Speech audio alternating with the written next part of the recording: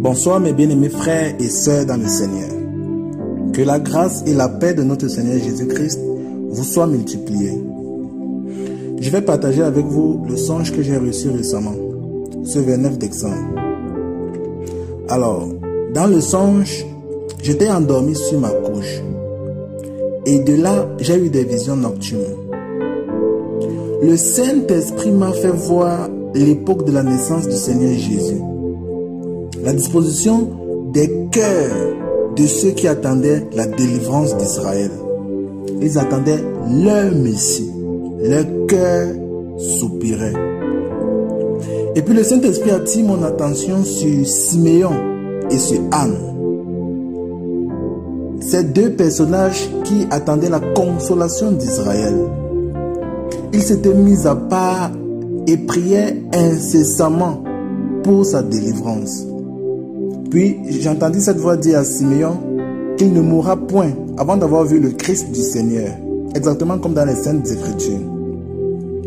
Après cela, le Saint-Esprit a transporté cette situation dans notre dispensation, dans l'attente de l'Esprit de Dieu.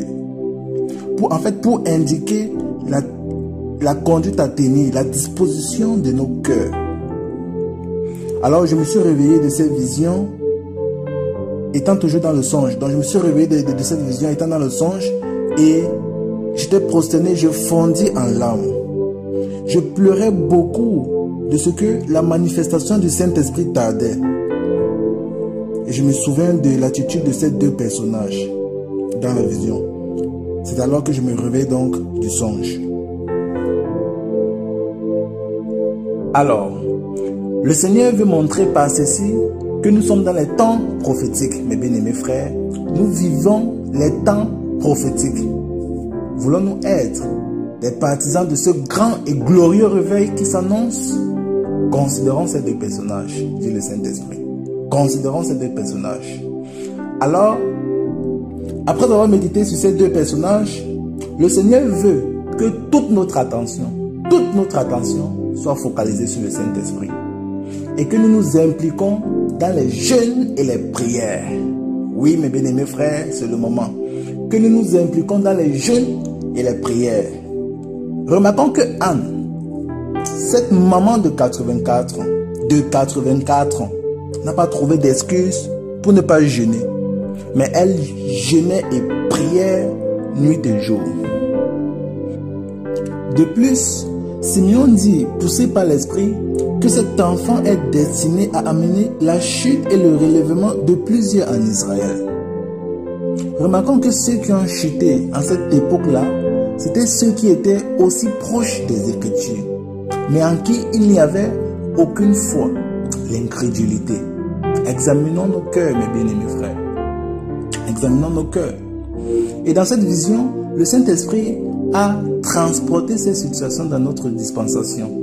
Donc quand le Saint-Esprit descendra, il va amener la chute et le relèvement de plusieurs dans l'Église. La chute pour ceux-là qui ont établi les traditions d'hommes sur le culte de l'Esprit. Ceux-là qui se prennent pour des dieux dans le corps de Christ.